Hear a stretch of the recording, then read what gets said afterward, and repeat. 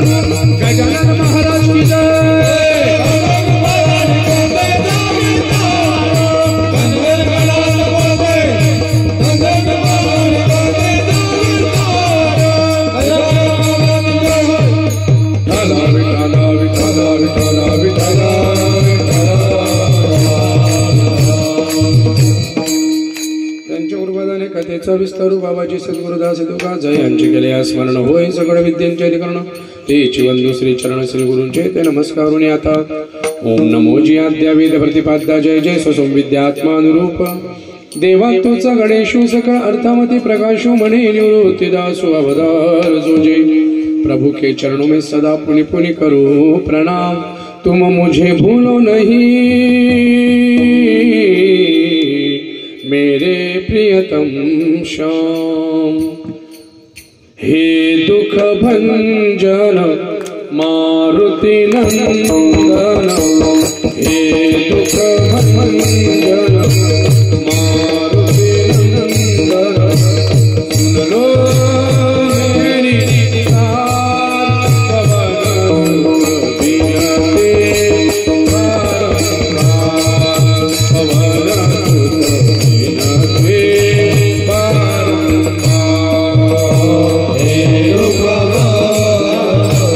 Bye.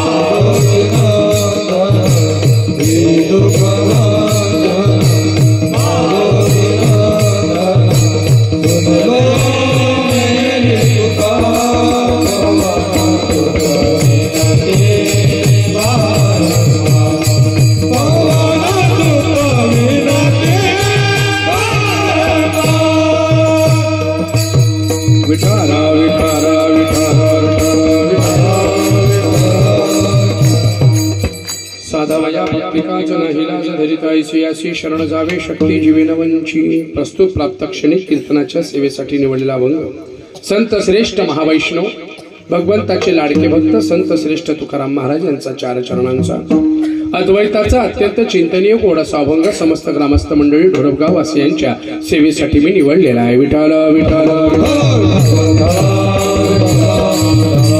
सेवेला सुरुवात करण्यापूर्वी थोडासा परिहार. आपल्या या गजानन महाराज संस्थानतर्फे मागच्या वर्षी सुंदर असं मंदिर बांधलं गेलेलं आहे. गुरुवर्य श्री गजानन महाराजांचा माऊलींचं हे मंदिर आहे आणि त्या मंदिरातील आजच्या वर्धापन दिवन किंवा बाबांच्या प्रगट दिवसानिमित्त अखंड हरिनाम संकीर्तन सप्ताह दिवसा भागवत कथा सुरू आहे.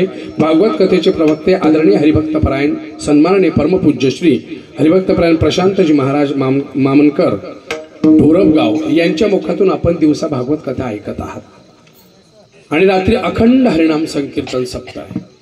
त्या सप्ताहातील आजची ही 6व्या दिवसाची सेवा आदरणीय संदीप दादा तांगडे यांच्या माध्यमातून आजच्या सेवेचे दाते सौजन्य श्री दिलीप बहुरूपे श्री हरिदास दादा भगत, अन्नदाते श्री सुरेश दादा पाटील, श्री बाळू दादा पाटील वडजी आणि श्री माणिकराव कुकडे यांच्या माध्यमातून आजची ही सेवा समस्त मंडळीच्या संपर्कातून गायक वादक वृंद मंडळी यांच्या संपर्कातून माझ्यासारख्या पामराच्या वाटेवर आली. माझं महत् भाग्य. विठ्ठल विठ्ठल.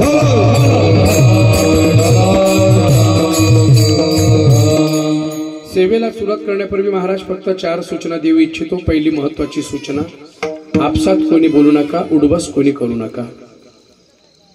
खेळू द्या, त्याला वाजवू द्या, काही हरकत नाही. विठ्ठल विठ्ठल विठ्ठल.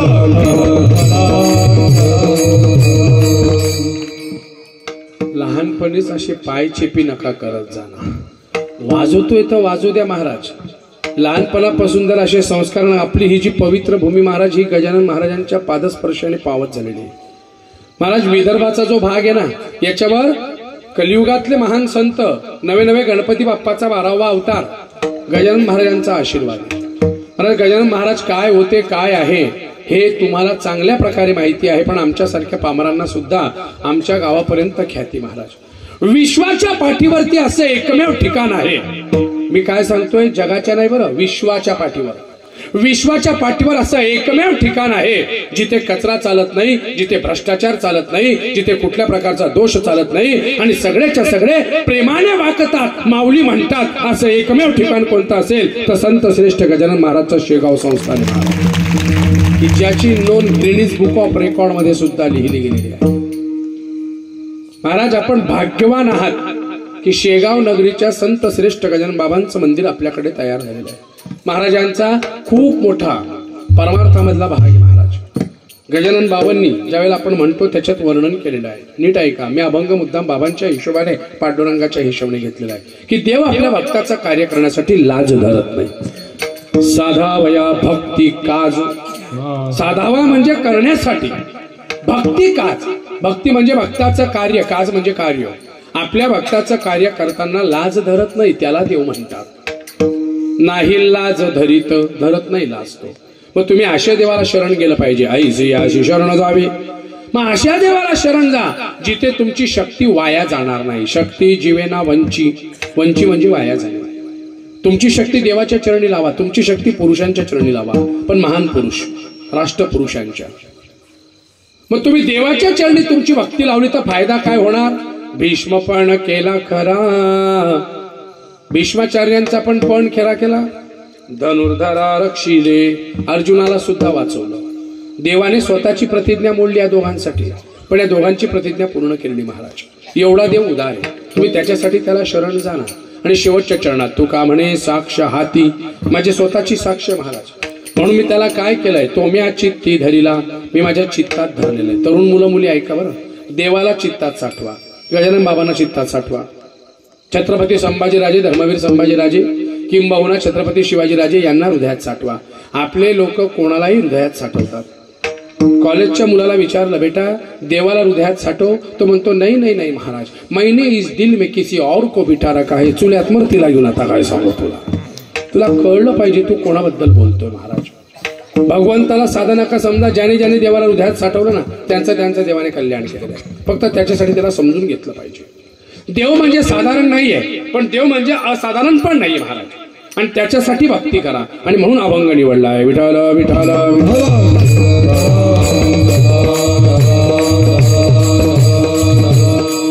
मग देव भक्ताचं कार्य करायला लाज धरत नाही. 4 सूचना सांगतोय. बेटा त्याच्या लांब बस. ते हलताय रे, लांब बस. त्याच्या टेकू नको ना. म्हातारा झाला का तू? सरक पुढे, सरक सरक पुढे.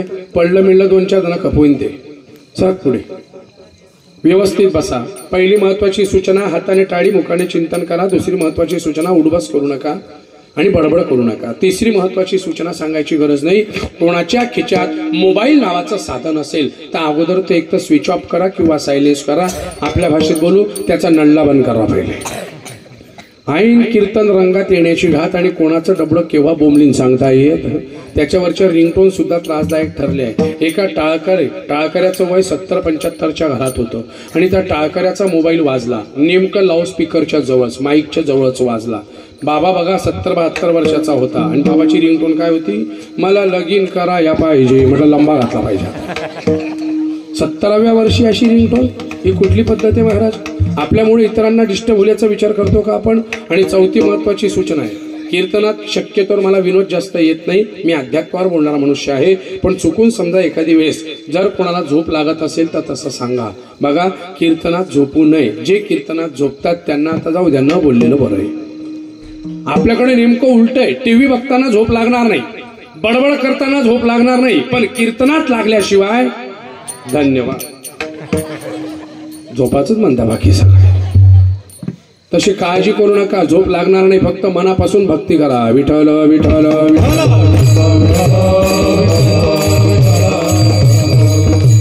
देवाने आपल्या भक्ताचं कार्य करण्यासाठी लाज धरली का महाराज? भागवत तुकडं भागवतात सगळं दिलेलं आहे तुम्हाला. महाराजांनी सांगितलेलं असेल, महाराज तुम्हाला सांगतीलच. पण त्याच्यापेक्षा व्यतिरिक्त मी सांगतो महाराज, देव भक्ताचं कार्य करायला लाज धरत नाही. याच्यासाठी दृष्टांत आहे महाराज. नीट ऐका. कृतयुगामधला दृष्टांत, त्रेतायुगातला, द्वापारयुगातला आणि कलियुगातला, 4 युगाचे 4 दृष्टांत सांगून जातो. देवाने लाज धरलेली आहे का? शांत बस ना. देवाने लाज धरली नाही. त्याच्यासाठी दृष्टांत महाराज. सगळ्यात पहिला महत्वाचा दृष्टांत सांगतो कलियुगातला. देवाने लाज धरली का? प्रमाण दिलेलं आहे. चोखोबाची बहीण झाला शारंगधर, बहिणी उघडा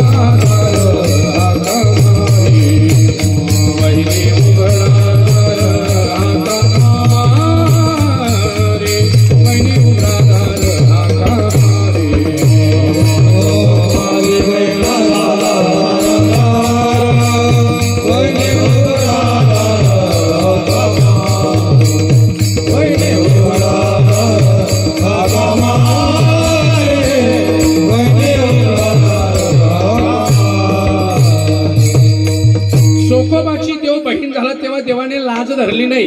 1000 वेळा ऐकलेला दृष्टांत आहे. मी तेच सांगणार नाही, फक्त प्रमाण देऊन जातो. चोखोबारासाठी देव त्याची बहीण झाला होता, लाज नाही धरली. त्रेतायुगात देवाने लाज नाही धरली. त्रेतायुगातला रामायणातला गोड दृष्टांत सांगतो. मी भागवतावर जास्त बोलणार नाही, कारण जिथे जे ग्रंथ चालू असतात मी त्याच्यावर बोलत नाही, पण त्याच्या व्यतिरिक्त वेगळं बोलेल. त्रेतायुगात रामायणाबद्दल बोलतो.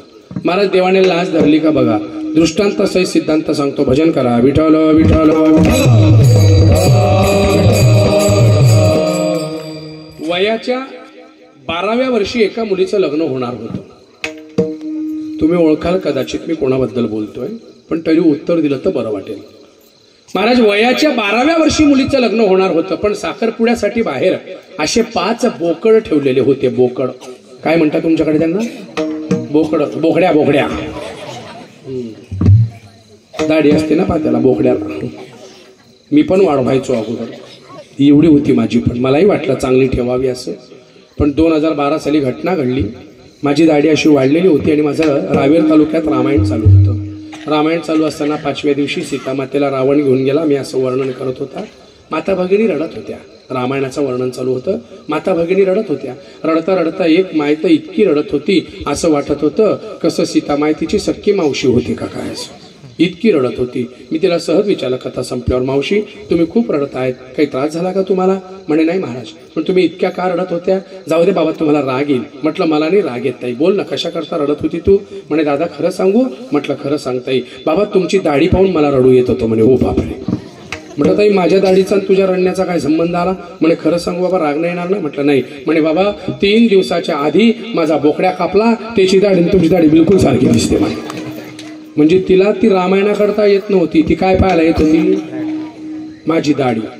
असा संताप आला. दुसऱ्या दिवशी न्हावी दादाला म्हटलं भाऊ पहिले मैदान सपाट कर. म्हटलं दादा.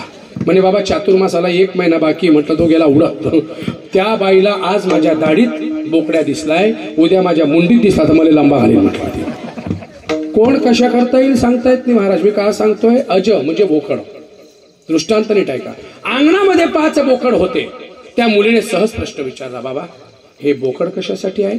म्हणे बेटा या रविवारी तुझा साखरपुडा आहे ना, मग आपण हे बोकड कापू आणि त्यांना मारू आणि त्याचं मेजवानी देऊ, जेवण देऊ आपण. मुलगी म्हटली बाबा लग्न मी करणार, संसार मी करणार आणि निष्पाप बोकडांचा जीव का द्यायचा? देऊ नका ना, ऐका ना. पण वडिलांना राग आला. वडील म्हटलं चुप बस गा, तुला काय कळतं? मी राजा या नगरीचा.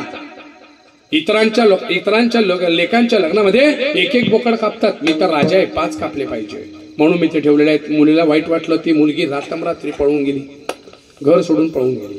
कोणासोबत नाही बरं, फक्त त्या निष्पाप जीवांचा जीव दाता कामा नये म्हणून रात्ररात्री ती स्त्री पळून गेली. गेल्यावर कुठे गेली? एका ऋषींच्या आश्रमात गेलेली आहे आणि त्या ऋषींचा रोज तिने आश्रम स्वच्छ करावा. नीट ऐका, मी कशा करता सांगतोय. देव लाज धरतो का? पहिल्या चरणाकडे वळतोय. त्याच्यासाठी तुमची भक्ती महत्वाची आहे. ती जी मुलगी होती ती वयाच्या 12व्या वर्षी पळून गेली. गेल्यावरती अशी इतरत्र नाही पळाली. त्या मुलीने एका साधूचा आश्रम गाठला. त्या आश्रमात रोज तिने झाडपूस करावी, रस्ता स्वच्छ करावा, त्या रस्त्यावरती छान पैकी रांगोळ्या सडा मार्जन करून ठेवावं. त्या साधूचं नाव होतं मातंग ऋषी आणि त्या मुलीचं नाव होतं शबरी माता. शबरी नावाची स्त्री वयाच्या 12व्या वर्षी पळालेली. महाराज 12 ते 12 पुढचे 12 म्हणजे 24व्या वर्षापर्यंत तिने रोज रस्ता साफ करावा. मातंग ऋषीने तिला पकडलं. म्हटले बेटा तू असं का करतेस? महाराज मला कुठल्याच गोष्टीची अपेक्षा नाहीये, फक्त मला संतांची सेवा आवडते म्हणून मी तुमची सेवा करते. शाब्बास बेटा, अशीच सेवा करत राहा. तिला आश्रमात आणलं, आश्रमात ठेवलं. मरताना इहलोकीचा देह ठेवताना मातंग ऋषींनी आशीर्वाद दिला, असाच आश्रम स्वच्छ करत राहा, असाच रस्त्यावर फुलं टाकत राहा. एक ना एक दिवस तिने जगाचा बाप अखिरकोट ब्रह्मांड नायक पांडुरंग परमात्मा राम रूपात तुला भेटायला आल्याशिवाय राहणार नाही, हा माझा तुला आशीर्वाद देतो. कोण? ओ राम आएंगे तो अंगना सजाऊंगी,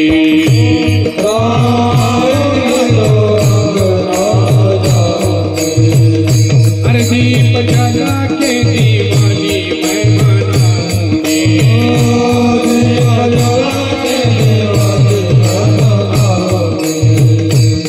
मेरे जन्मों का सारा मिट जाएंगे,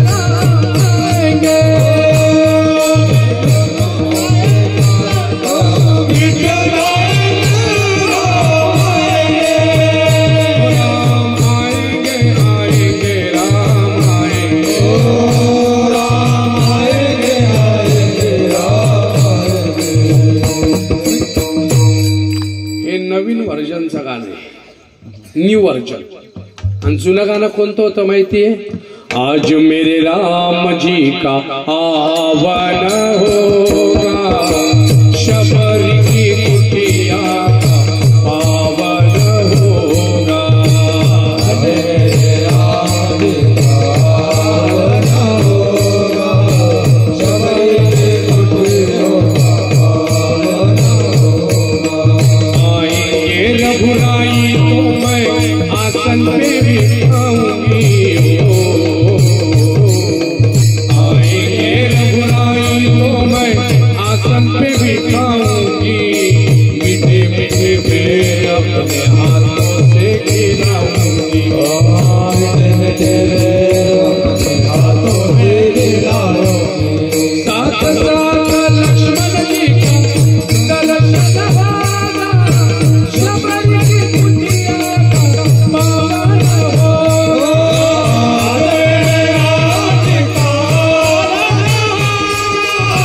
शबरी की कुटिया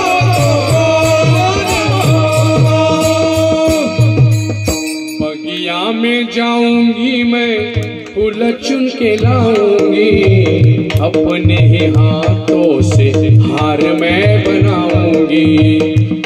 काय वर्णन केलं महाराज. काय ते संत असतील, काय त्यांची भाषा असेल, हा काय गोडवा आहे त्याच्यात. शबरी मातेने वाट पाहिली वयाच्या 24व्या वर्षापासून तर वयाच्या अंदाजे आपलं वय सांगतो वयाच्या 99व्या वर्षापर्यंत, म्हणजे 75 वर्ष वाट बघितली. बोलत चला किती वर्ष. 75 वर्ष वाट पाहिली महाराज. आपण बघू का एवढे दिवस वाट. 75 मिनिटं पाहत नाही. देवाला नैवेद्य ठेवतो आणि देवाला म्हणतो देवा नैवेद्य ठेवलाय, जेवशीन जेव, नाही तर धन्यवाद. अगरबत्ती पण कशी ओवाळतो, अशी आडवी ओवाळतो. म्हणजे काय, आमच्या भाषेत बोलू महाराज, अशी अगरबत्ती ओवाळतो, देवा तू जेवायला ये, तुला चटकाच लावतो. मी ते म्हणतो येत नाही रे बापा मी. आपली भक्ती अशी महाराज. कशाला देव येणार आहे. आपल्याकडच्या लोकांना भक्तीमध्ये कमी, भक्तीमध्ये चांगल्या प्रकारची भक्ती पाहिजे, कमी वेळेमध्ये. मध्यंतरी एक प्रकरण उठलं होतं मागच्या वर्षाला 2022ला, 2 वर्षापूर्वी. कोणतं प्रकरण उठलं होतं. नंदी पाणी पितो. तुमच्याकडे होता का. बाप बाप बाप बाप बाप. माझ्याकडे बी होतं ते. माझं त्यावेळेला मोयगावला काल्याचं कीर्तन होतं. मी मोयगावला काल्याचं कीर्तन करून घरी गेलो होतो. 8 मार्च 2022ची घटना आहे ती. 8 मार्च 2022ला मी घरीच गेलो. घरात पाय की दारात पाय 2-2:30 वाजता, दुपारी 2-2:30चा सुमार होता. काल्याचं कीर्तन संपलं मोयगावचं. 12 वाजता जेवण झालं, म्हणजे कीर्तन वगैरे आटोपलं. जेवण खाऊन करता करता घरी जायला 1.5 तास लागला. आणि मी 8 मार्चला मी घरात पाय की दारात पाय, 8-9 मार्चची गोष्ट आहे ती. मी घरात पाय की दारात पाय, माझी मिसेस मला अगदी बिलकुल अशी वाट पाहत होती कसं शेतकरी पाण्याची वाट पाहतो का काय असं. मला घरात पाय की दारात पाय माझी मिसेस म्हणते अहो चला ना नंदी पाणी पितोय, आपण नंदीला पाणी पाजू. मी रागात बोललो अगं त्या नंदीची पडली तुला, अहो बैल आला, या बैलने बी पाणी पाज म्हटलं थोडंसं. संतापलो ना वा. कधी नंदी पाणी पिणार का आपल्या हातून. कधी आपण इतकी भक्तिवान आहोत का. ती माझी मिसेस हुशार, ती मला म्हटली अहो बैल कभी बिपिन म्हणे, तो नंदी आजच पितोय, चला म्हणे आगोपणा करू नका. काय सांगू महाराज. नाही पिलं, आपली तेवढी भक्ती नाहीये. विनोदाचा भाग सोड, मला काय सांगायचंय. देव खाणं आणि देव पिणं याच्यासाठी सुद्धा परमभाग्याचं लक्षण लागतं, लक्षात घ्या. तुम्ही लाख काही करा पण देव तेवढा साधा नाहीये महाराज. आणि जर तसा असता तर देव काही बाजारचा संतांनी प्रमाण दिलं नसतं. मनी नाही भावने देवा मला पा, मनी नाही भावने देवा मला पा, देवा आशा नकायचा नाही देव काही बाजारचा वाजी बाबा नाही, देव बाजारचा वाजी बाबा नाही.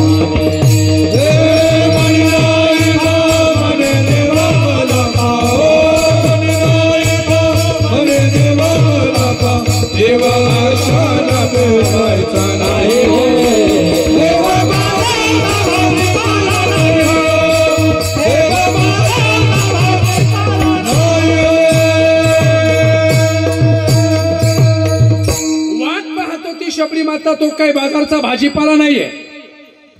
भाजीपाला नसलेला देव शबरी मातेला भेटायला आला वयाच्या 99व्या वर्षी. आता ऐका देव लाज धरतो का. इथपर्यंत आम्ही सगळ्यांनी ऐकलंय. याच्या पुढचा नवीन दृष्टांत सांगतो. थोडं भजन करा. विठ्ठल विठ्ठल विठ्ठल.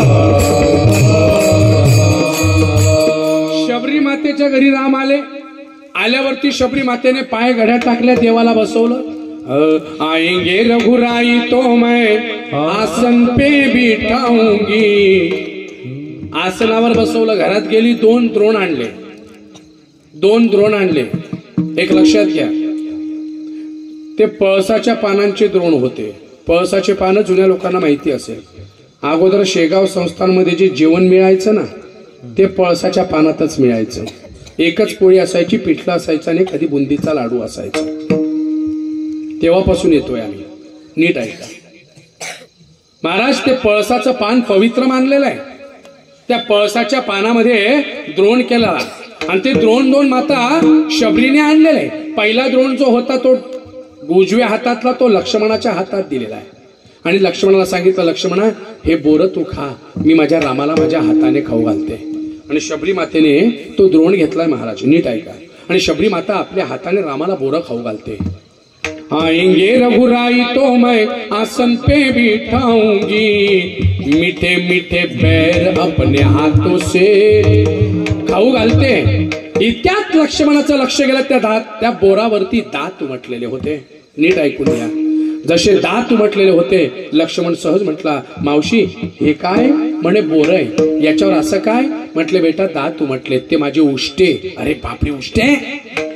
शबरी माता एक पेलाभर पाणी दे ना. शबरी माता पाणी आणायला घरात गेली. इतक्यात लक्ष्मण रामाच्या कानात सांगताय, हे देवा खाऊ नको रे ते बोर, ती बिल्लीने रे बिल्ली.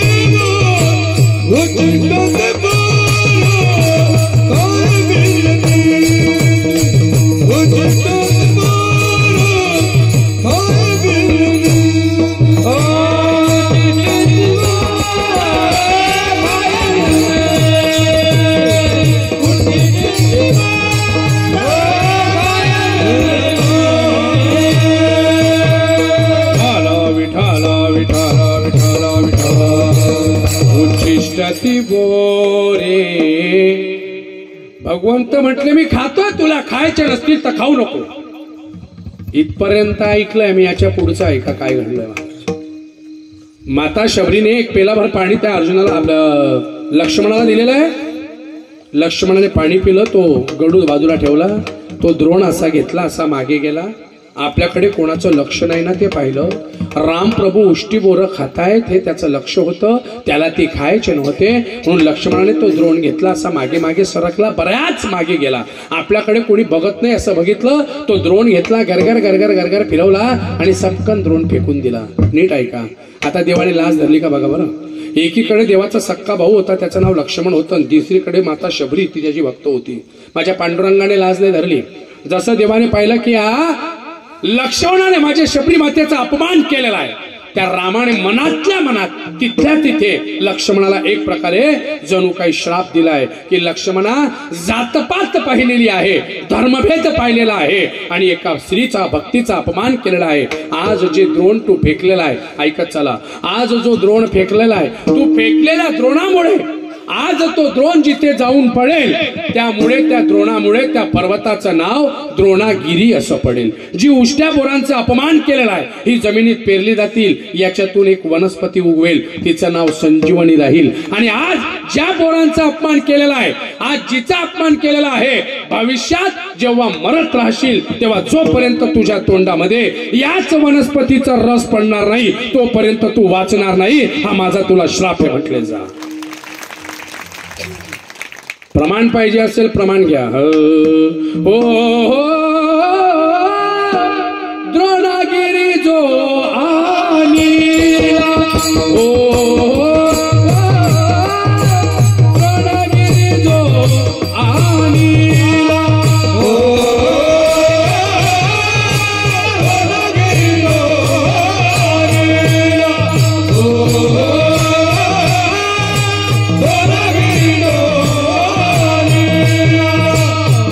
लक्ष्मणा वाचविला, लक्ष्मणा वाचविला,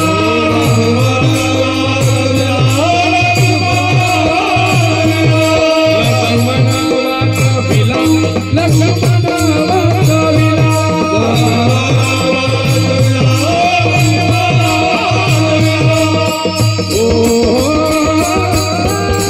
जगतीचा शोध केली, राम सीता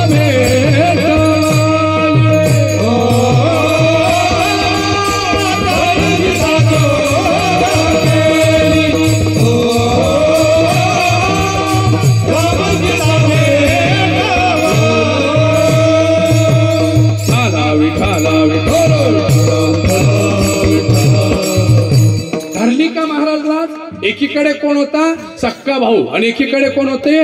भक्ती. भक्ती करणारी शबरी होती. माझ्या देवाने पहिलं प्राधान्य कोणाला दिलं? शबरीला दिलेलं. याचं कारण होतं माझा देव भक्ती करणाऱ्या भक्तासाठी लाज धरत नाही. अभंगाच्या पहिल्या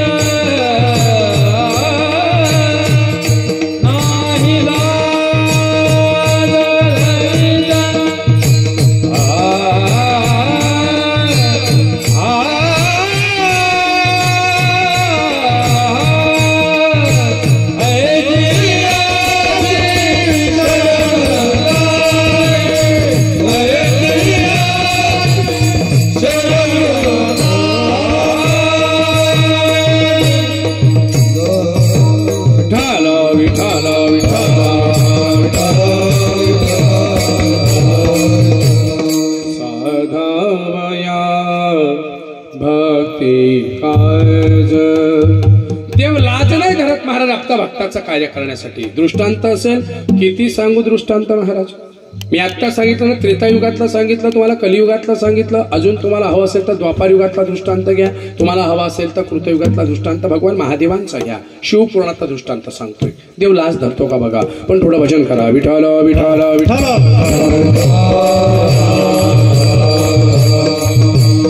भक्ताचं कार्य करण्यासाठी देवाने आजपर्यंत कधीच लाज धरली नाहीये. त्याच्यासाठी कृतयुगातला एक दृष्टांत सांगतो. शिव महापुराणातला मोठा गोड दृष्टांत आहे. शांत बसलं बेटा. मोठा गोड दृष्टांत आहे महाराज, फक्त ऐकला पाहिजे. देवाने लाज नाही धरलेली, कधीच नाही, कोणत्याच भक्तासाठी धरली नाहीये. आणि खोटं वाटत असेल तर दृष्टांत ऐका. शिवपुराणातला काय गोड भाग आहे. गुणानिधी नावाचा, शिवपुराणात कथा आहे, गुणानिधी नावाचा एक भक्त होता. त्याचं नाव होतं गुणानिधी. लक्षात ठेवता आलं तर ठेवा, आणि नाही ठेवता आलं तर एक बुवा होता. गंधाला आपल्याला काय फरक पडतोय, नावं सोडून द्या. एक भक्त होता. कुठेतरी त्याच्या वडिलांच्या हातून चूक झाली. त्याच्या वडिलांनी अशी चूक केली की त्याला हा मुलगा होता, बायको होती चांगली, पण त्याच्या वडिलांना दुसरी बाई आवडली म्हणून त्यांनी पहिल्या बायकोला सोडून दिलं, दुसरी बायको करून आणली. हा गुणानिधी नावाचा मुलगा इतका वाईट झाला, इतका वाईट झाला. महाराज याने देवधर्म सोडून दिला, पूजा कर्म सोडून दिला, काहीच करत नव्हता. नचत्वा या भक्ती कृतत्वामिही, काहीच भक्ती वगैरे करत नव्हतो. मग असं करत नसताना इतका पापी झाला, इतका दुराचारी झाला की वयाच्या 12 वर्ष याने देव नाही, धर्म नाही, पूजा नाही, काही नाही, काहीच केलं नाही. फक्त काय करायचं, गावातल्या लोकांना याची टोपी त्याच्या डोक्यावर, त्याची टोपी याच्या डोक्यावर, सगळ्यांच्या टोप्या आपल्या डोक्यावर गाय पण पळून गेला. बदा कर्ज केलं आणि चालला गेला.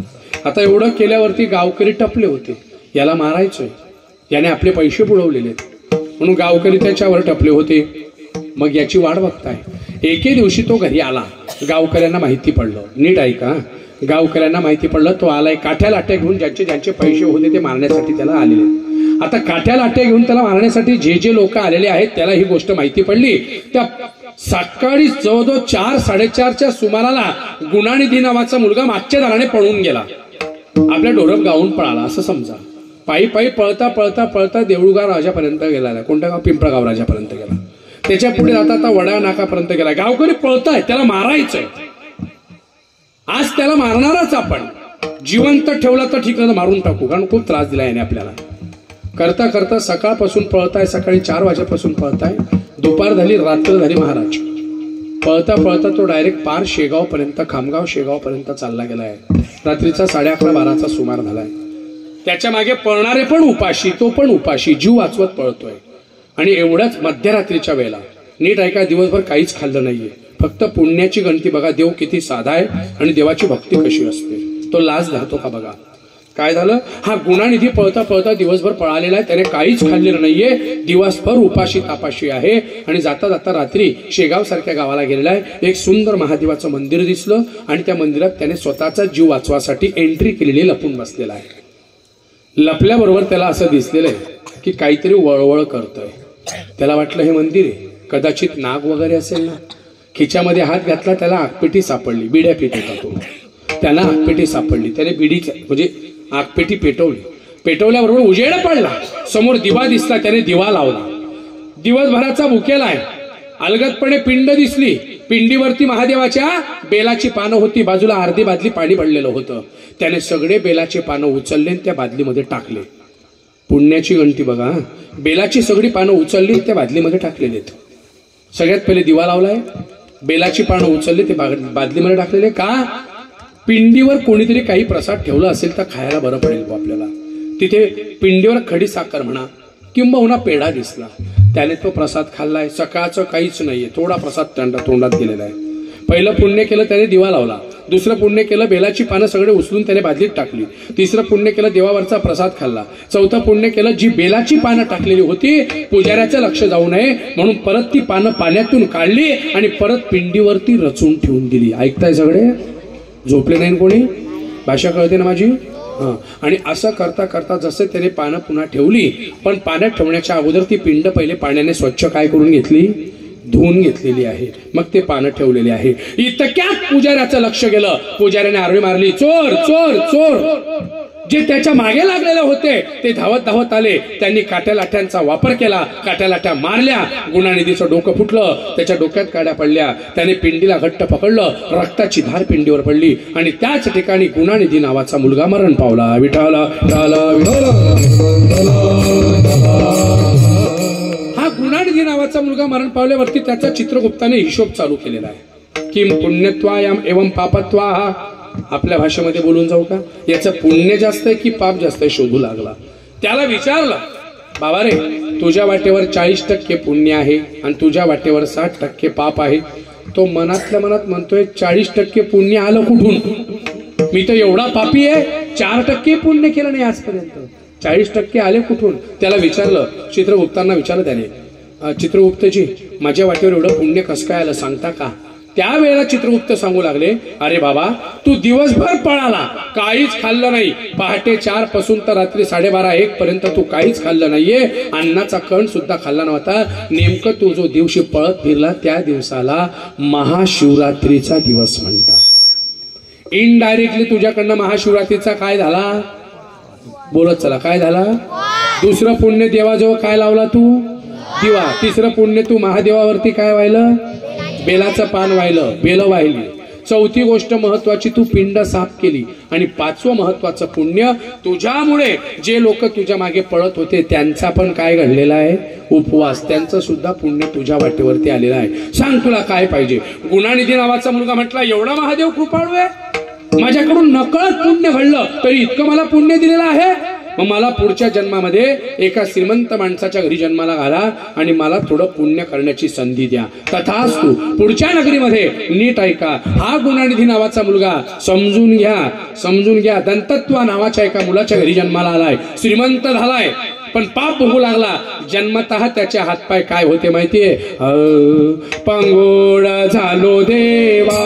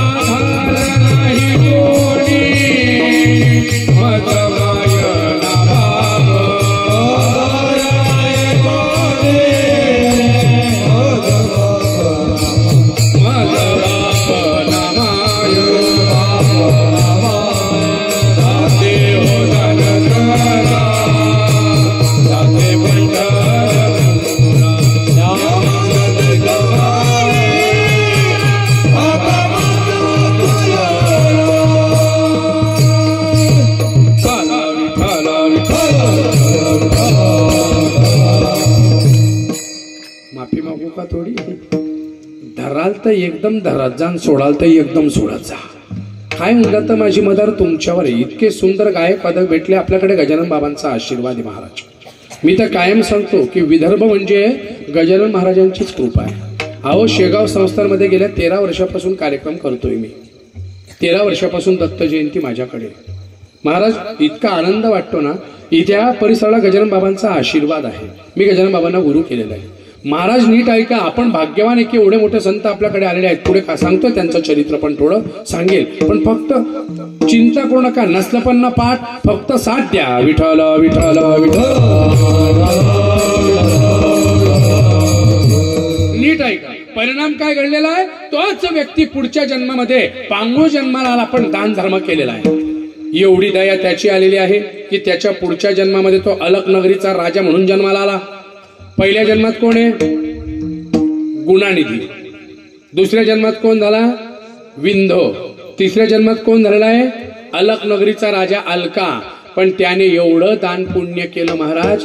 नीट ऐका, देवाने त्याच्यासाठी लाज धरली नाही. तो जे मागत जाईल ते देत गेला आणि त्याला त्याच्या पुढच्या जन्मामध्ये इतका दान धर्म केला की तोच राजा पुढच्या जन्मामध्ये धनांचा राजा कुबेर म्हणून जन्माला आलेला आहे. विठ्ठल विठ्ठल. त्याला धनांचा काय केला नाही रे? राजा केला. कशाचा?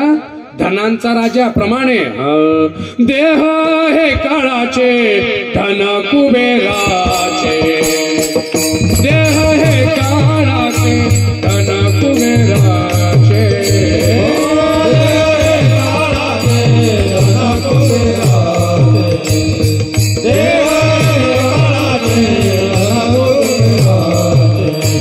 येते मनुष्याचे काय आहे, येते मनुष्याचे काय आहे.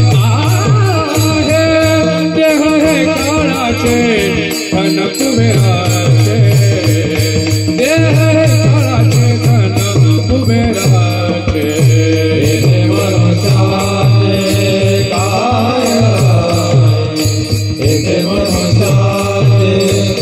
काय आहे. देह हे काळाचे धन कुबेराचे. देह हे काळाचे धन कुबेराचे.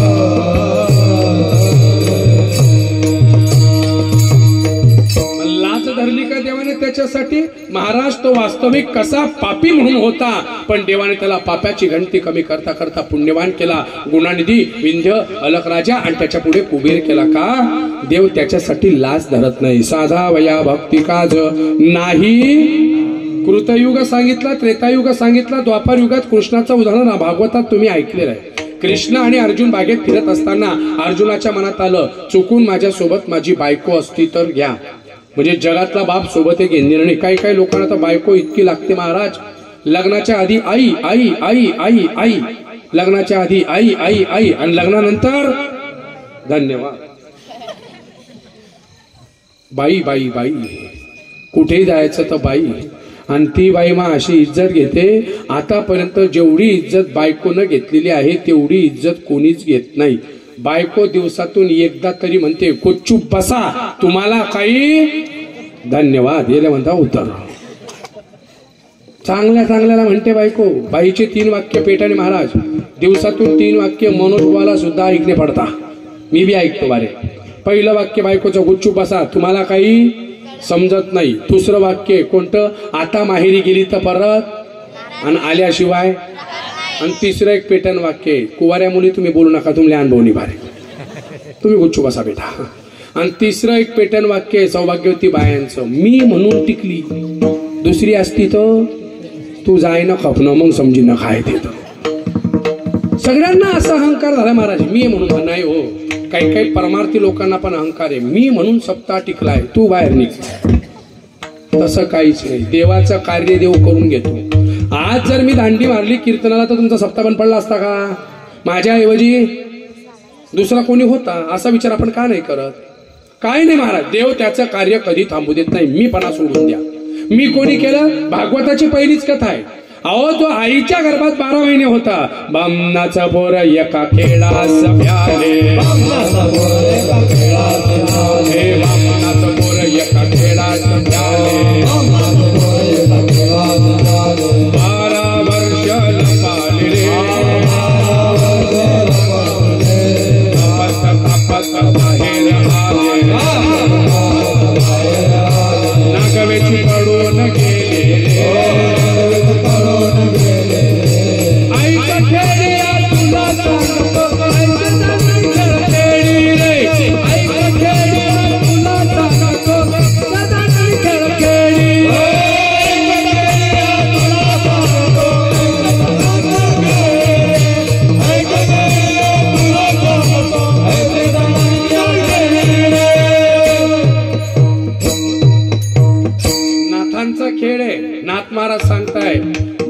लहानाचं पोर एका खेळास भ्याले 12 वर्ष लपाले रे. कोणतीही माता 9 महिने 9 दिवसांनी मुलाला जन्माला घालते, पण एक मुलगा असा होता जो आईच्या गर्भात 12 वर्ष थांबला होता. त्याचं नाव होतं शुकाचार्य. वैराग्याचे मूर्तिमंत पुतळे शुकाचार्य. माऊलींची ओवी आहे. यशे थोरविला मारुती, बिभीषण केला लंकापती, अवदार्य देवनी कर्णाहाती, कीर्ती दिगांती फिरविले, ज्ञाने तोषविला ज्ञानदेव, वैराग्य शुकाते बोधून. माऊलींची ओवी महाराज. म्हणजे शुकाचार्यांसारखा वैरागी नाही कोणी. हे शुकाचार्य आईच्या गर्भात 12 वर्ष होते. नीट ऐका, मी कशा करता सांगतोय, मी पणा सोडून द्या. पण ज्या वेळेला शुकाचार्य म्हणताय ना मला चांगला गुरु पाहिजे, वडील म्हणे बेटा जनक राजाला गुरु कर. जनकांच्या घरी गेले शुकाचार्य, जनकांच्या घरी. आणि जनकांच्या घरी गेल्यावर त्यांनी अशी दार ठोकलं. दार ठोकल्याबरोबर जनक राजाने आरोळी मारली. कोण आहे? मी शुक, तुमच्याकडे विद्याभ्यास घ्यायला आलोय. जनक राजाने आतून आवाज दिला, माझ्या घरात दोघांना जागा नाही. यांनी आजूबाजूला पाहिलं, दोघं तो कोणी नाही, मी तर एकटा आहे. परत आरोळी मारली. दार उघडा ना. कोण आहे? मी आहे ना शुक, 12 वर्ष आईच्या गर्भात होतो, ज्ञानी मी. दार उघडा ना. माझ्या घरात दोघांना जागा नाहीये. अहो पण मी एकटा आहे. माझ्या घरात दोघांना जागा नाहीये. अहो एकच शब्द बोलतो म्हणे माणूस. हा खरंच गुरुच्या लायकीचा आहे का? मनात शंका आली. पण 2 मिनिटाकरता आत्मचिंतन केलं. ज्या अर्थी हा माणूस बोलतोय त्या अर्थी कुठेतरी आहे. 2 मिनिटं शांत उभे राहिले आणि बघितलं आजूबाजूला तो कोणीच नाहीये. पण मग हे 2 का म्हणताय? मग तेव्हा आत्मस्वरूपाचा बोध प्राप्त केला. मनस्यम सर्वहितायम सर्वहित प्राप्तयंता. श्रीमद भागवताच्या 3य स्कंदाच्या 16व्या अध्यायातला 9व्या प्रकारचा श्लोक. काय वाक्य दिलेलं नीट ऐका, नीट ऐकून घ्या बरं. मनस्यम सर्वहितायम सर्वहित प्राप्तयंता मनस्यम अहितायम सर्वम ते विनश्यती. माऊलीच्या भाषेत बोलून चालू. माऊली सांगताय, नीट ऐकून घ्या. सांगतो थोडं भजन करा. विठाल विठाल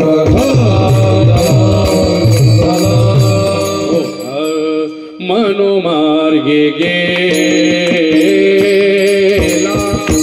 मनोमार्गे गेला, तो तेथे मुक्ताला.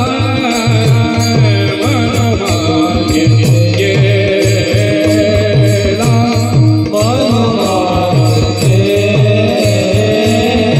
मनोमार्गे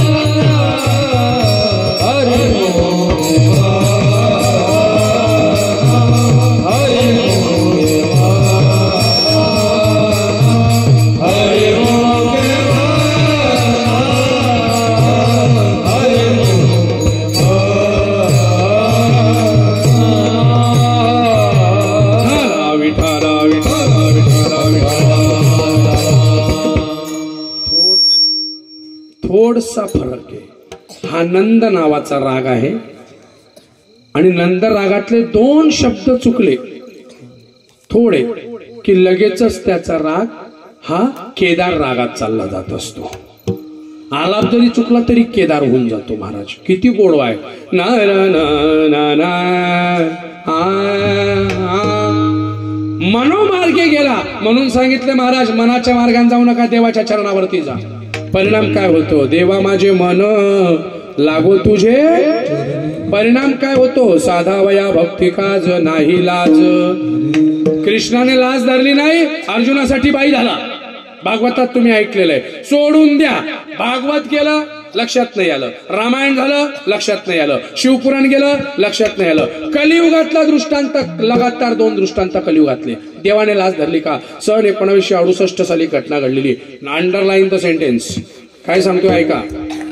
1968 साली मालेगाव तालुक्यामध्ये खायदा नावाचं गाव आहे. गावाचं नाव लक्षात ठेवा. कोणतं गाव सांगतोय मी? खायदे. सोप्यात सोपं लक्षात ठेवायचं. खायला दे, खायदे झालं होतं. खायदे नावाच्या गावात एक मास्तर होते महाराज. नित्यनेम होता. नित्यनेम नामी ते प्राणी लक्ष्मी वल्लभ. दादा कधी आयुष्यात वारी चुकली नाही त्यांची. आषाढीची वारी चुकलीच नाही. त्यांचं वय 58 झालं पण वारी चुकली नाही.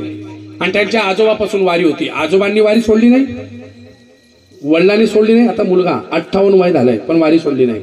आणि एके दिवशी त्यांनी वारीचे दिवस आले. हेडमास्तरांना पत्र लिहिलं, साहेब मला सुट्टी पाहिजे, मला वारीला जायचंय. हेडमास्तरांनी अर्ज फाडून फेकून दिला. का? हेडमास्तर म्हटले, भाऊ तुला वारीला जाता येणार नाही कारण आपल्याकडे साहेब येत आहे. आता शाळेचं इन्स्पेक्शन आहे. इन्स्पेक्शन 68 सालची घटना आहे. ते म्हटले इन्स्पेक्शन राहो, साहेब येऊ का साहेबाचा बाप येऊ, मी वारीला गेल्याशिवाय. चालले गेले महाराज वारीला. नोकरीचा विचार नाही केला. आणि ज्या वेळेला वारी करून आले त्यावेळेला त्यांना वाटलं आपली नोकरी गेली, जाऊन तपास करा. आता त्यांचा सप्ताह रामनवमीच्या आधी अष्टमीपर्यंत माझं दर वर्षाला गेल्या 14 वर्षापासून कीर्तन असतं. माझ्या डोळ्यांनी अनुभव घेतलेला आहे महाराज. काय सांगतो ऐकून ठेवा. खायद्याची घटना आहे महाराज. ते वारीला गेले ना, त्या वारीला गेलेल्या बाबांच्या जागेवर पांडुरंग परमात्मा पंढरीहून आला आणि त्याने 3 दिवस विद्यार्थ्यांना शिकवलं. याला म्हणता खरी भक्ती महाराज. कोणी शिकवलं? पांडुरंगाने. कुठे? खायद्याला. आजही त्या ठिकाणी ख्याती महाराज पांडुरंगाने शिकवलं. सन 1968 सालची घटना आहे. 1968. खोटं वाटतंय? त्याच्या पश्चात चालूची घटना सांगतो आता. दिल्लीची सत्य घटना आहे. घरी गेल्यावर युट्यूबवर चेक करा. मी सांगतोय ते खरं का खोटं आहे. नीट ऐका. चौधरी नावाच्या भावांनी लिहिलं भजन आहे आणि सत्य घटना आहे दिल्लीची. काय घटना घडली होती ऐका. 1 मिनिटात सांगतो, वेळ कमी आहे कारण 10 वाजून 5 मिनिटं होऊन गेलेले आहेत. आपलं पहिलं चरण चालू आहे अजून. फक्त साधा वया भक्ती काज नाही लाज धरीत, मी याच्यावर बोलतोय. सत्य घटना महाराज. सन 2018 16 ते 18 ची घटना आहे. जास्त दूरची नाही. एक 8-10 वर्षापूर्वी एक माता होती तुमच्यासारखी आई. तिने कधी आयुष्यात मथुरेची वारी सोडली नाही. वयाच्या 5व्या वर्षापासून वारी करायची. पण म्हणताना म्हातारपण थोडं खराब असतं. त्या आजीने वयाच्या 77-78व्या वर्षी पांडुरंगाला सांगितलं, कृष्णाला सांगितलं, देवा मी तुझ्या दरबारात आता येऊ शकत नाही, माझे गुडघे गेले, हातपाय गेले. म्हणून तिने जाताना एक कृष्णाची मूर्ती नेली महाराज. घरी गेल्यावर ऐका भजन करे का खोटं आहे युट्यूब वरती. कृष्णाची मूर्ती घेऊन गेली आणि त्या कृष्णाच्या मूर्तीमध्ये एवढी भक्ती केली. पण नेमकं जेव्हा गोकुळाष्टमी आली ना तेव्हा ती आजी आजारी पडली. आजारी पडल्यामुळे ती कृष्णाला आंघोळ घालू शकत नव्हती. म्हणून तिच्या घरात 2-3 सुना होत्या. तिने सुनांना सांगितलं, बाई त्या कृष्णाला आंघोळ घाला ना. त्या सुनांनी काय केलं? थातूर मातूर आंघोळ घातली. थातूर मातूर कळतं ना आमच्याकडची भाषा. आपल्या भाषेमध्ये काय म्हणतो आपण? असंच वरच्यावर आंघोळ घातली. जसं काही काही पोरांना शाळेत झाले उशीर झाला की गप्पा पाणी वाटता, हर हर गंगे हर हर गंगे, पै भाऊ भंगी भंगी वय असतात. काही काही साबण नाही, काही नाही, काही नाही. फक्त पाणी वत्याचं नांग धुवाचं, वर्तन सांगायचं. मम्मी मी कसा दिसतो? भाऊ बट्टा डांबरचा गोया दिसतो, जाऊ दे तू आता. न बोललेलं बरं. गमतीचा भाग सोडा. तसं त्याने थातूर मातूर त्या बायांनी आंघोळ घातली आणि कृष्णाला पुसलं वगैरे, कपडे वगैरे घातले. पण मूर्ती जशी पाळण्यात टाकायला गेले ती मूर्ती खाली पडली आणि मूर्ती पडल्याबरोबर आजीने रडायला सुरुवात केली. काय म्हणते आजी माहिती का? भगत के वश में है भगवान. घरी गेल्यावर ऐका, हेच भजन आहे. भगत के वश में है भगवान, अरे भक्त बिना ये कुछ भी नहीं है, भक्त है इसकी जान, भगत के वश में है भगवान. महाराज ती आजी रडू लागली आणि रडता रडता म्हणते, जाओ कोई जल्दी जाओ, किसी डॉक्टर को बुलाओ, इसे कुछ हो गया तो मुझे भी मार गिराओ. काय मूर्ती काय पडली होती? पितळीची मूर्ती. आणि आजी कोणाला सांगते? डॉक्टरला. मला सांगा डॉक्टर मूर्त्या पाहतो का? तुमच्याकडे पाहता का डॉक्टर मूर्त्या? सगळी गल्ली डॉक्टरला. त्या आजीला काय म्हणू लागली? बुढिया सटिया गई है. म्हातारी काय झाली म्हणे? पागल पागल झाली. पण एका मुलाला दया आली, त्याने एक डॉक्टर उचलून आणला. डॉक्टरने वरच्यावर त्या मूर्तीला पाहिलं. आजी म्हणते भाऊ वरच्यावर नको पाहू, त्याला टेथॅस्कोप लाव रे म्हणे दादा, ती कानातली मशीन.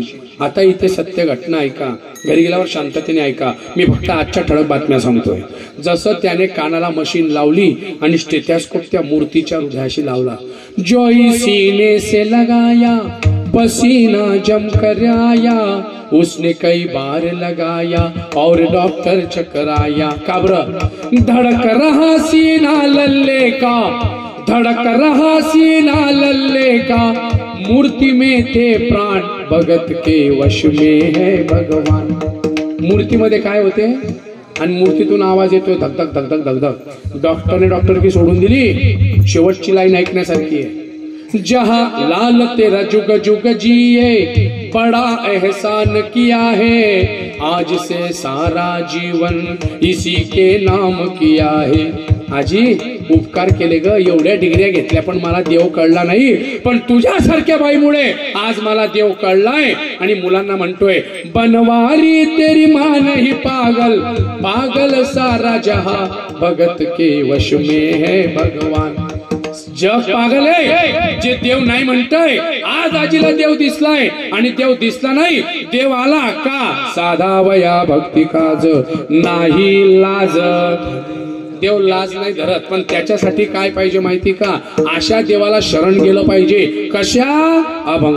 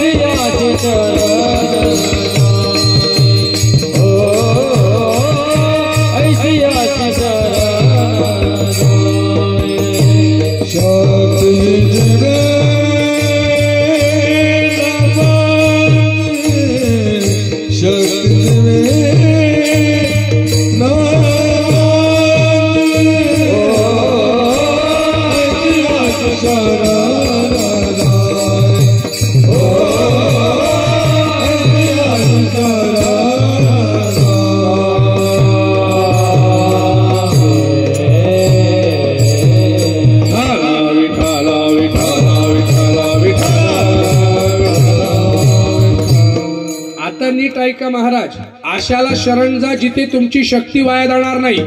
उदाहरणार्थ उद्याच्या दिवशी काय बोलत चला, उद्या काय छत्रपती का 350 वर्ष होऊन गेले.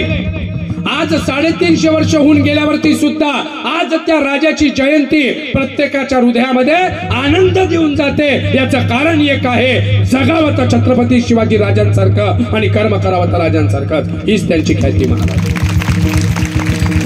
त्यांना जे जे शरण गेलं ना त्यांचं कल्याण झालेलं आहे. उदाहरण देतो एका मिनिटामध्ये. ऐसी शरण जावे, आशाला शरण जा.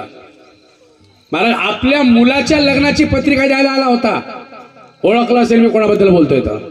आपल्या मुलाच्या लग्नाची पत्रिका द्यायला आला होता, पण नुसतं माहिती पडलं कोंढाणा नावाच्या किल्ल्यासाठी माझी निवड केलेली आहे. आणि त्याच राजाने जेव्हा आपली निवड केलेली आहे म्हटलं, त्यावेळेला तानाजी नावाचा व्यक्ती म्हणतोय राजा आधी लगीन आणि मग. महाराज असं म्हटलं का पहिले लग्न उदे भाऊ, पोरगी भेटत नाही, चंद्रपूरून पैयाला घेपरतात लोक. महाराज राजे होते ते छत्रपती राजे, त्यांच्या शब्दाला किंमत होती. लगेचच तर पत्रिका बाजूला ठेवली, कोंढाण्याच्या स्वारीवर निघाला. कोंढाण्याच्या स्वारीवर गेल्यावरती मागच्या बाजूने गड काढले, गड चढले, दोर टाकले खाली, सगळे चढले, मारले गेले युद्धात. शेवटी सूर्याजी नावाचा त्यांचा तानाजीचा भाऊ म्हणतोय तुमचा बाप तिकडे मरून पडलाय आणि युद्ध काय, युद्ध सोडून पळताय अरे उड्या कड्याहून उड्या टाकून मरा, नाही तर युद्धासारखे वाघासारखे लढून मरा. वाघासारखे लढले महाराज. आणि त्या टायमाला नीट ऐकून घ्या, उदयभान नावाच्या राजाचा निपात झाला आणि तो गड जिंकला. माझा राजा रडला, गड आला, पण शरण कोणाला गेला होता? ऐसी यासी. अजून एक कथा आहे महाराज, सांगू तुम्हाला.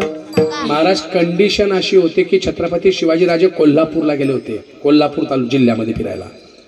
वेश बदलवला होता, रूप बदलवलं होतं. एक इतका भयंकर सुंदर माणूस दिसलाय, हुबेहूब राजांसारखा आहे, हुबेहूब अगदी शिवाजींसारखा दिसायचा. तशीच दाढी होती, तसाच मेकअप, तसाच त्याचा भाग. ऐकलाय का भाग तुम्ही तो? त्याचं नाव होतं शिवा काशीद. काय नाव होतं त्याचं?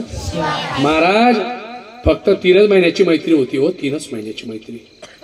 पहिल्याच दिवशी राजे जेव्हा त्याला भेटले ना, त्याला सांगितलं, शिवा तू माझ्यासारखा दिसतोस रे. शिवा काशीद म्हटले, राजे कुठे लहान तोंडी मोठा घास घेताय? आम्ही शेवटी पायाची धूळ पायी भरली, तुम्ही राजे आहात, आमच्या लायक सेवा सांगा. महाराज त्याचं राहणीमान बदलवलं, त्याचं खाणं पिणं सगळं अगदी सिस्टमॅटिक राजांसारखे कपडे कुपडे. कोणी म्हणणार नाही की राजा नाही हा. त्या टायमाला बरं, त्यावेळेची गोष्ट 350 वर्षापूर्वीची आजच्या. अशी तयारी केली महाराज त्याची, अगदी कोणी म्हणणार नाही. आणि ज्या वेळेला पन्हागडाला वेढा घातला महाराज, नीट ऐकून घ्या. पन्हागडाला जेव्हा वेढा घालण्यात आलेला आहे, सिद्धी जोहर नावाच्या माणसाने वेढा घातला होता. राजांना वाटलं आता आपलं सुटणं शक्य नाही. 3 महिन्याची मैत्री होती महाराज, 3 ते 3.5-4 महिन्याची मैत्री होती. ज्या वेळेला त्यांनी लगेच निरोप पाठवला आणि सांगितलं, बघ ए शिवबा काशीद, तुला कदाचित शिवाजी म्हणून पकडला गेला पाहिजे तू. म्हणजे सगळ्यांना वाटेल की शिवाजी पकडलाय, मग ते सगळे बेसावध होतील, मग ते तुझ्यावर लक्ष केंद्रित करतील, मग आपल्या भाषेत फोकस करतील आणि मी लगेच पन्हागडाहून सुटका करून घेईन. महाराज शिवबा काशीद एका म्हणण्यावर तयार झाला, पण राजांनी त्याला पुढे सांगितलं, ऐक शिवबा, मी तुला छत्रपती शिवाजी राजे म्हणून पकडण्यासाठी सांगतोय. तू पकडला जाशील, पण कदाचित पकडला गेल्यानंतर, ऐकून घ्या, कदाचित पकडला गेल्यानंतर तुला मरण सुद्धा देतील, ते फाशीची शिक्षा किंवा मारतील, तुला देहांत देतील. काय करशील तू? शिवबा काशीने हसत हसत उत्तर दिलं, राजे मी शिवा काशीद म्हणून जन्माला आलाय, पण जगातला मी असा पहिला भाग्यवान असेल जो जन्माला आला शिवा काशीद म्हणून, पण मरताना छत्रपती शिवाजी राजा म्हणून मरतोय. माझ्यासारखा भाग्यवान जगामध्ये कोण नसेल. महाराज मरण दिसतंय समोर, तरी खालीमान घालून नाही घातलेली, ताटमानाने गेलेले महाराज. आणि ज्या वेळेला पकडले गेले ना, फाजल खान नावाच्या माणसाला सापडला आहे. सिद्धी जोहरला सापडला होता. सिद्धी जोहर म्हणतो म्हणजे शिवाजी को पकडली आहे.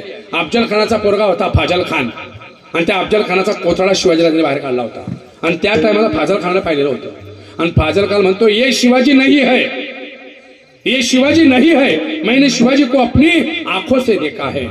का? शिवाजींची नजर म्हणजे वाघासारखी होती महाराज, वाघांसारखी नजर. काय सांगू तुम्हाला, नुसती छत्रपतींसारखी दाढी ठेवली, छत्रपती म्हणजे सारखा चंद्रच्या चिकोर लावला म्हणजे आपण छत्रपती होणार नाही. अहो मी सांगतो ना, दाढी ठेवण्यापेक्षा आणि चकोर आपल्या कपाळी चकोर लावण्यापेक्षा छत्रपतींचे विचार तुमच्या हृदयात ठेवा. तुम्ही शिवाजीचे मावळे झाल्याशिवाय राहणार नाही, आणि मग शिवराज्य आल्याशिवाय राहणार नाही. शिवराज्य आणायचंय तर हे करा.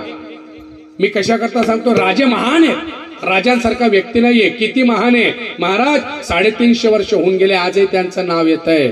एकच राजा इथे जन्मला शिवनेरी किल्ल्यावर, माझ्या राजाचं नाव गाजतय गड किल्ल्याच्या दगडा. सगळीकडे नाव गाजतय. आज का गाजतय? एवढा मोठा उदो होत आहे कारण माझ्या राजाने कधी आयुष्यात स्वतःचा विचार केला नाहीये.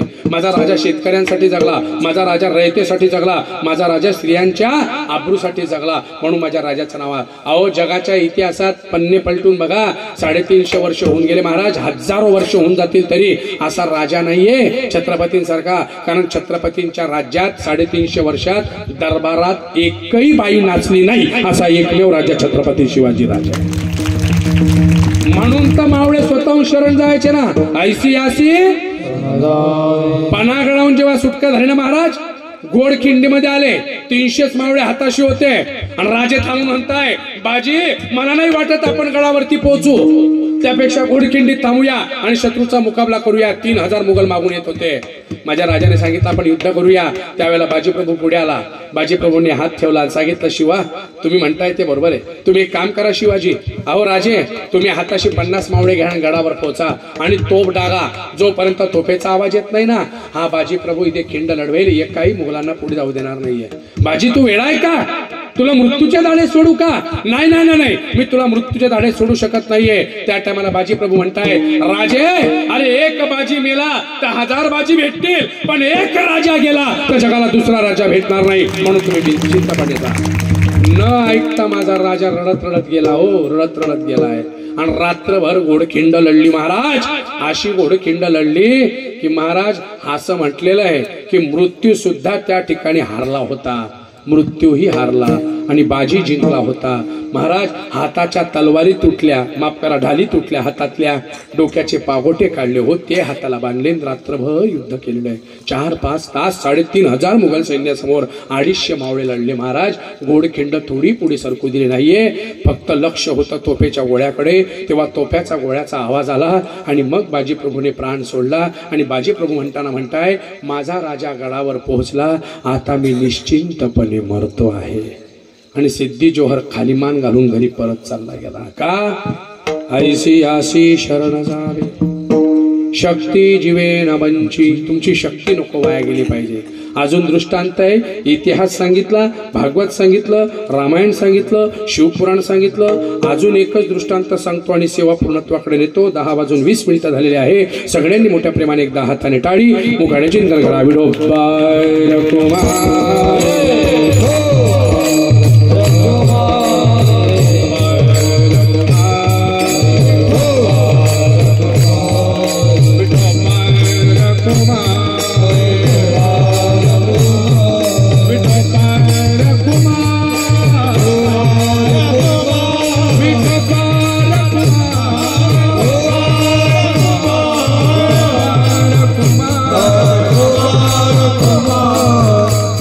ऐसी शरण जावे.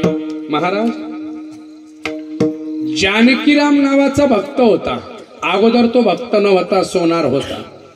आणि गजानन बाबांना सहज वाटलं बोलत चला. काय वाटलं? काय पेटवावी?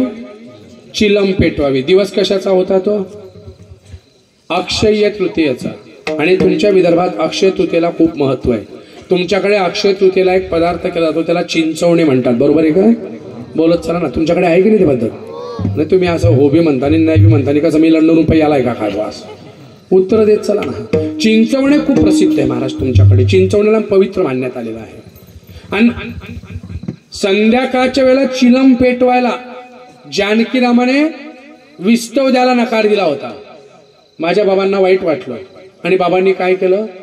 अग्नी वाचून चिलम पेटवली. चिलम पेटली अग्नी वाचून. कशा वाचून चिलम पेटवली? अग्नी वाचून. नुसती काळी धरली बाबांची चिलम पेटली.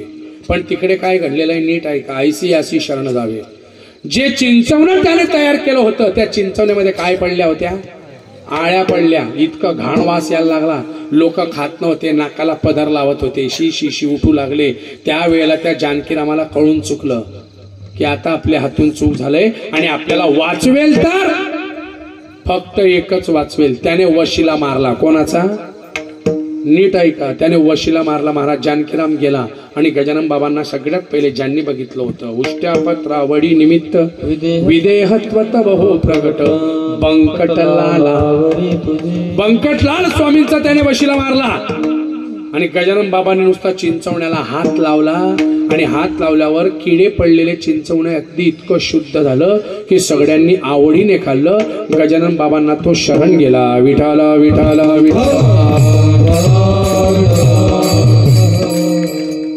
भरपूर आहे सांगण्यासारखं बोलणं. गजानन महाराजांचा पराक्रम साधा नाहीये महाराज. ज्या वेळेला हेच बंकटलाल बोलले होते बघा संतांची दृष्टी कशी असते ती. बंकटलाल स्वामी म्हणे महाराज आपण माझ्या मळ्यामध्ये जाऊ आणि मळ्यामध्ये जाऊन आपण काय करू? मका खाऊ. मक्याचा उत्सव असतो माहिती ना तुम्हाला. खाली असे पाला पाचोळा टाकतात. माझी भाषा कळते ना तुम्हाला. खाली असा कच्चा पाचोळा पाडू टाकतात आणि तो पेटवला की त्याच्यात मके टाकून देतात. ते मके भुजले ज्याला बुट्टा म्हणतात. बुट्टा खायचा होता. गजानन महाराज म्हटलं अरे नको रिकामे कामं करू, पण बंकटलाल नाही ऐकले. बंकटलाल घेऊन गेले शेतात आणि जसा त्यांनी बुट्टा भाजण्यासाठी ते आग पेटवली, महाराज त्या आगीचे डोंब उठले आणि वर काय बसलं होतं, आगी मोहळ बसलं होतं. असा आगी मोहळ भयंकर असतो सगळ्यात. जसं आगी मोहळ उठलं, बंकटलाला सहित आजूबाजूचे सगळेच्या सगळे लोक गायब होऊन गेले आणि सगळ्या मधमाशा माझ्या गजानन बाबांच्या अंगावर बसलेल्या आहेत. नुसत्या बसल्या नाही, त्याच्या अंगात काटे जात आहेत बाबांच्या अंगात. सगळे लांबून पाहत आहे पण एकाची हिंमत होत नाहीये. बंकटलालाने थोडा प्रयत्न केला पण शेवटी घाबरले. त्यावेळेला बंकटलाल म्हटला, माश्या सगळ्या बाजूला सरकल्या. बाबांनीच आज्ञा दिली, जा रे बाबा बसा झाडावरती.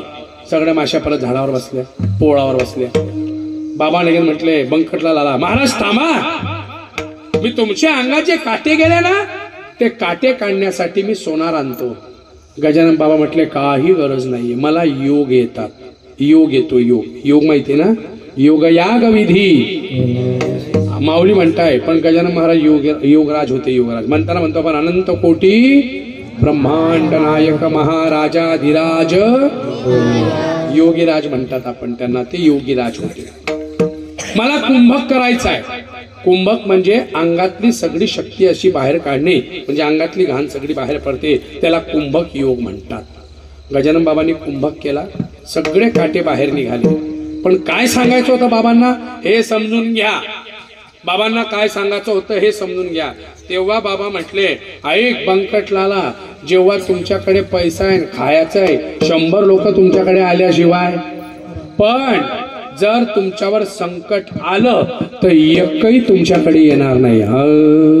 माता पिता बंधू बहिणी कोणी न पावती निर्वाणी, माता पिता बंधू बहिणी कोणी न पावती, इष्ट मित्र सज्जन सोयरे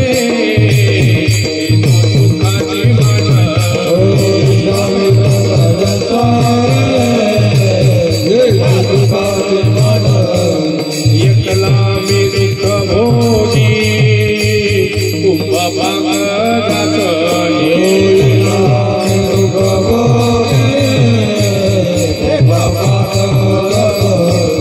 ते कोणी सोडवे एका सद्गुरु वाचोनी,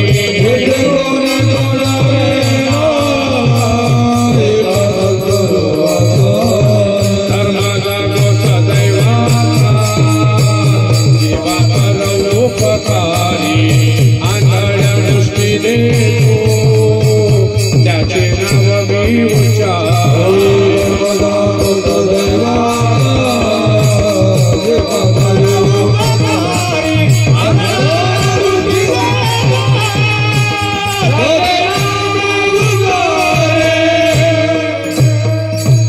ज्ञानेश्वर माऊली ज्ञानराज माऊली महाराज ज्ञानेश्वर ज्ञानेश्वर ज्ञानेश्वर माऊली ज्ञानराज माऊली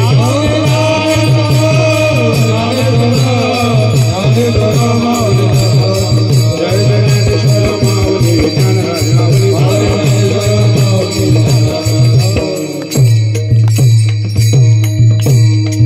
म्हणून तुमची शक्ती वाया जाऊ द्यायची नसेल तर आशाला शरण जा महाराज. ऐसियासी शरण जावे शक्ती जीवे नवंची. 3रं चरण. भीष्म पण केला खरा धनुर्धरा रक्षिणे. अर्जुनाचं रक्षण केलं महाराज. पितामह भीष्मांची प्रतिज्ञा होती, उद्या संध्याकाळपर्यंत एकही पांडव जिवंत ठेवणार. प्रतिज्ञा कोणाची होती?